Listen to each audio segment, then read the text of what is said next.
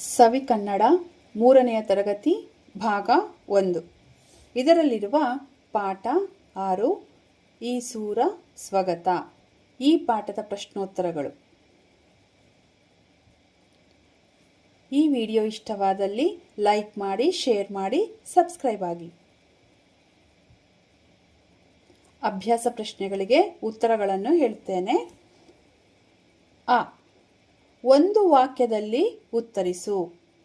ಮೊದಲನೇ ಪ್ರಶ್ನೆ, ಈಸೂರು ಯಾವ ಜಿಲ್ಲೆಯಲ್ಲಿದೆ?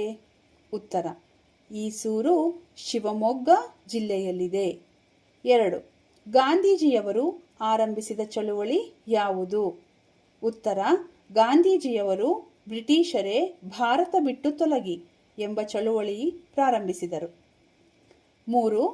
ಈಸೂರಿನ ಜನತೆ ಯಾರ ಅಧಿಕಾರವನ್ನು ಧಿಕ್ಕರಿಸಿದರು?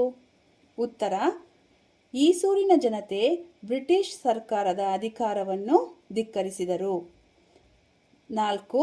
ಈಸೂರಿನ ಜನತೆ ತಮ್ಮ ಹಳ್ಳಿಯನ್ನು ಏನೆಂದು ಘೋಷಿಸಿದರು? ಉತ್ತರ, ಈಸೂರಿನ ಜನತೆ ತಮ್ಮ ಹಳ್ಳಿಯನ್ನು ಸ್ವತಂತ್ರ ಹಳ್ಳಿ ಎಂದು ಘೋಷಿಸಿದರು. 5. ಈಸೂರು ಜನರ ಘೋಷಣೆ ಏನು? ಉತ್ತರ, ಏಸೂರು ಕೊಟ್ಟರೂ ಈಸೂರು ಬಿಡೆವು. ಇದು ಈಸೂರು ಜನರ ಘೋಷಣೆಯಾಗಿತ್ತು. 6. ಸ್ಥಳೀಯ ಸರ್ಕಾರದ ಅಮಲ್ದಾರ ಮತ್ತು ಪೊಲೀಸ್ ಅಧಿಕಾರಿಯ ಹೆಸರೇನು? ಉತ್ತರ, ಸ್ಥಳೀಯ ಸರ್ಕಾರದ ಅಮಲ್ದಾರ ಸಾವುಕಾರ ಜಯಣ್ಣ, ಪೊಲೀಸ್ ಅಧಿಕಾರಿ ಮಲ್ಲಪ್ಪಯ್ಯ. 7.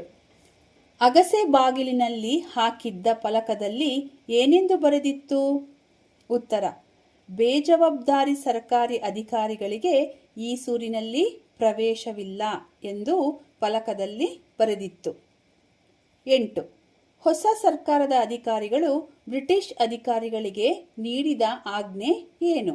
ಉತ್ತರ, ರಾಜೀನಾಮೆ ಕೊಟ್ಟು ಗಾಂಧಿ ಟೋಪಿ ಹಾಕಿಕೊಂಡು ಈಸೂರು ಸರ್ಕಾರದಲ್ಲಿ ಕೆಲಸ ಮಾಡಬೇಕೆಂದು ಆಜ್ಞೆ ಮಾಡಿದರು.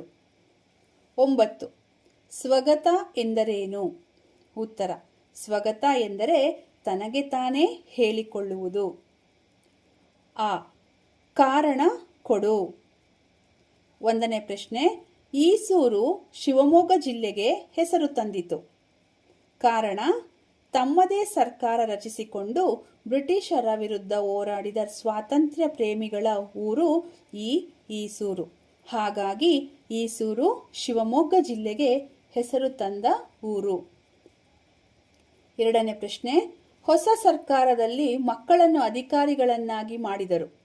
ಕಾರಣ, ಭವಿಷ್ಯದ ಪ್ರಜೆಗಳಾದ ಮಕ್ಕಳನ್ನು ಒಳಗೊಂಡ ತಮ್ಮದೇ ಸರ್ಕಾರವನ್ನು ರಚಿಸಿ ಊರ ರಕ್ಷಣೆಗೆ ನಿಲ್ಲಲು ಹೊಸ ಸರ್ಕಾರದಲ್ಲಿ ಮಕ್ಕಳನ್ನು ಅಧಿಕಾರಿಗಳನ್ನಾಗಿ ಮಾಡಿದರು.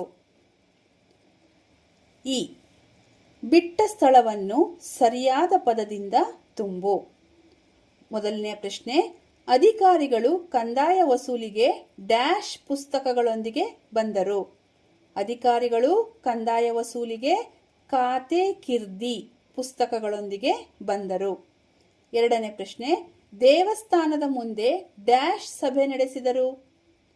ದೇವಸ್ಥಾನದ ಮುಂದೆ ಗುಪ್ತ ಸಭೆ ನಡೆಸಿದರು. 3. ಅವರಿಗೆ 50 ರೂಪಾಯಿ ಡ್ಯಾಶ್ ವಿಧಿಸಲಾಯಿತು. ಅವರಿಗೆ 50 ರೂಪಾಯಿ ದಂಡ ವಿಧಿಸಲಾಯಿತು. ಸರಿ ತಪ್ಪು ಗುರುತಿಸು.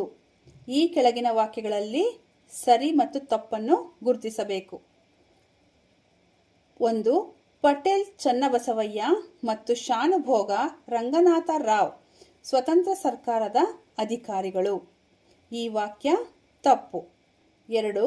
ಬ್ರಿಟಿಷ್ ಅಧಿಕಾರಿಗಳು ಗ್ರಾಮ ಪ್ರವೇಶಿಸದಂತೆ ಜನರು ಪ್ರತಿಭಟಿಸಿದರು. ಈ ವಾಕ್ಯ ಸರಿ. 3. ಈಸೂರಿನ ಸ್ವತಂತ್ರ ಸರ್ಕಾರದ ರಚನೆಯನ್ನು ತಿಳಿದ ಬ್ರಿಟಿಷ್ ಅಧಿಕಾರಿಗಳು ಸಂತಸಗೊಂಡರು. ಈ ವಾಕ್ಯ ತಪ್ಪು. ವಿರುದ್ಧಾರ್ಥಕ ಪದಗಳನ್ನು ಹೊಂದಿಸಿ ಬರೆ. ಆರಂಭ, ಮುಕ್ತಾಯ, ಪ್ರವೇಶ, ನಿರ್ಗಮನ, ಸೋಲು, ಗೆಲುವು, ಧೀರ, ಹೇಡಿ.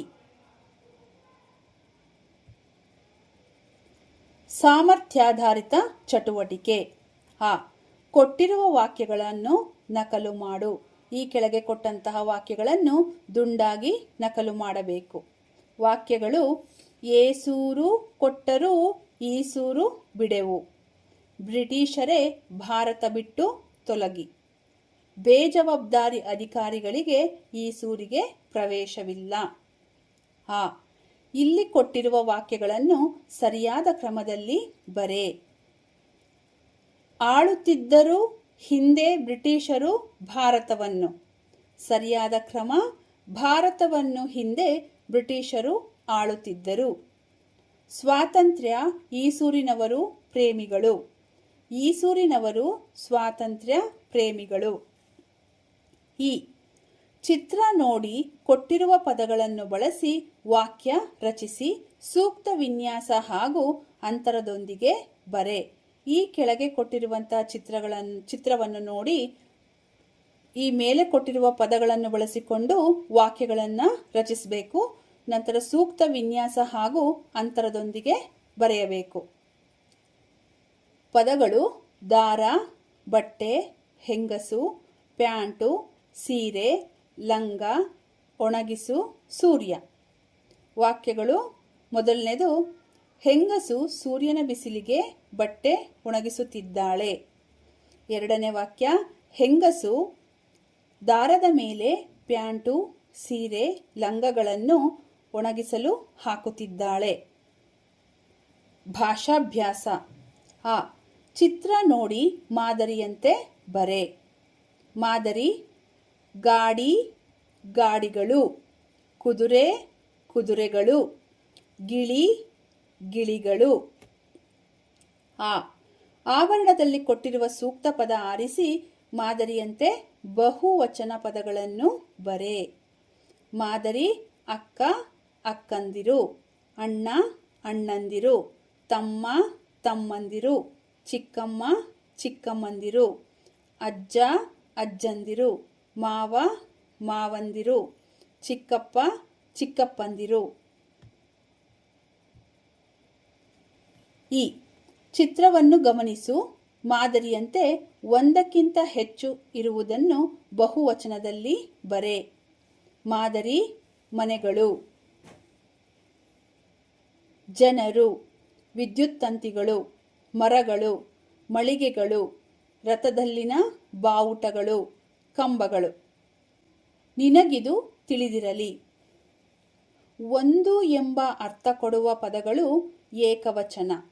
ಒಂದಕ್ಕಿಂತ ಹೆಚ್ಚು ಎಂಬ ಅರ್ಥ ಕೊಡುವ ಪದಗಳು ಹಾಗೂ ಗೌರವ ಸೂಚಕ ಪದಗಳು ಬಹುವಚನ. ಭಾಷಾ ಚಟುವಟಿಕೆ. ಆ. ಇಲ್ಲಿ ಕೊಟ್ಟಿರುವ ಕೆಲವು ಅನ್ಯ ದೇಶೀಯ ಶಬ್ದಗಳನ್ನು ಓದಿ ತಿಳಿ. ಅರೇಬಿಕ್ ಪದ: ಖಾತೆ ಕಿರ್ದಿ, ಅಮಲ್ದಾರ, ಮೊಕದ್ದಮೆ, ಕಚೇರಿ, ಕುರ್ಚಿ. ಇವು ಅರೇಬಿಕ್ ಪದಗಳು. English: scooter, bucket, knicker, pant, bank. ಇವು ಇಂಗ್ಲಿಷ್ ಪದಗಳು.